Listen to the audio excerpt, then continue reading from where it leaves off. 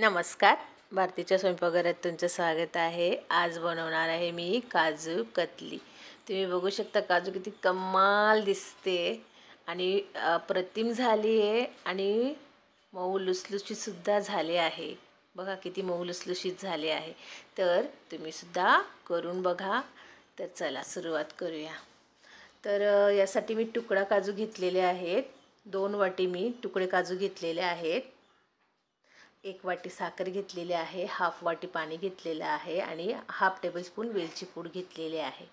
तर सर्वप्रथम आपण काजू साफ करून घ्यायचे आहेत आणि मिक्सरमध्ये आपण पल्स मोडला चालू करायचं, बंद करायचं आणि चाळून घेणार आहोत। आणि सगळे काजू आपण असेच मिक्सरमध्ये फिरवणार आहोत। मिक्सरमध्ये फास्ट मोडवर करायचं नाही, पल्स मोडवरच करायचं आहे आणि काजूची पूड करायची आहे आणि चाळणीने चाळून घ्यायची आहे, जेणेकरून बघा काजूचे छोटे तुकडे असतील ते सुद्धा आपण परत त्यांना मिक्सरमध्ये परत फिरवून घेणार आहोत आणि अशी पावडर आपण करून घेणार आहोत।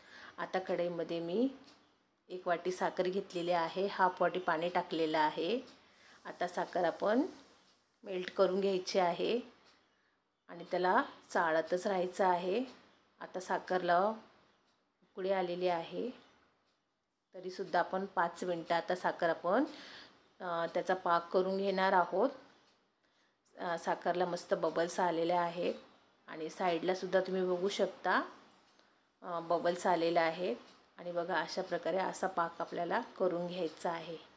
हातावर घेऊन बघायचं, चेक करून घ्यायचं आहे। मला 5 ते 6 मिनिटं लागलेले आहेत। असा पाक आपण करून घ्यायचा आहे। आता आपण काजू त्यात टाकलेले आहेत आणि मिक्स करून घ्यायचं आहे। आता वेलची पूड टाकलेली आहे आणि आपले सिक्रेट म्हणजे 1 टेबलस्पून आपण त्यात तूप टाकलेलं आहे। त्याच्याने आपली काजू कतली अगदी त्याला शाईन येईल आणि चमकसुद्धा येईल आणि मऊ लुसलुशीत सुद्धा राहणार आहे। तर चांगलं मिक्स करून घ्यायचं आहे। आता त्याला मिक्सरला आपण गार करून घेणार आहोत आणि एक शीटवर आपण टाकणार आहोत आणि मस्त मळून घ्यायचं आहे। त्याला मिक्स करायचं आहे, मळून घ्यायचं आहे हाताने।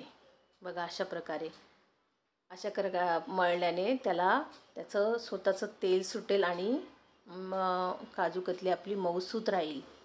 आणि मी चौकोनच आता बेलण्याने लाटून घेणार आहे आणि त्याचा मी चौकोनी शेप करत आहे, जेणेकरून आपल्याला कटिंग करताना सोपं जाईल।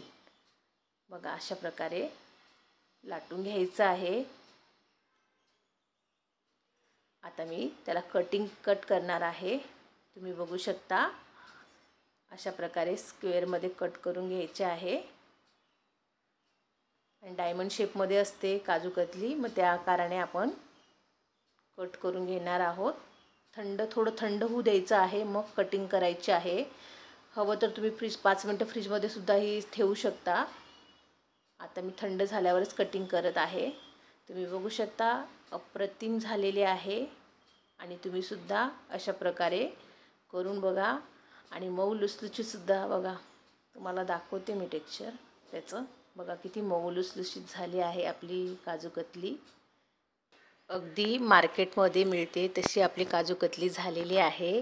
आणि तुम्ही सुद्धा करून बघा। अगदी तीन वस्तूंमध्ये मी बनवलेली आहे।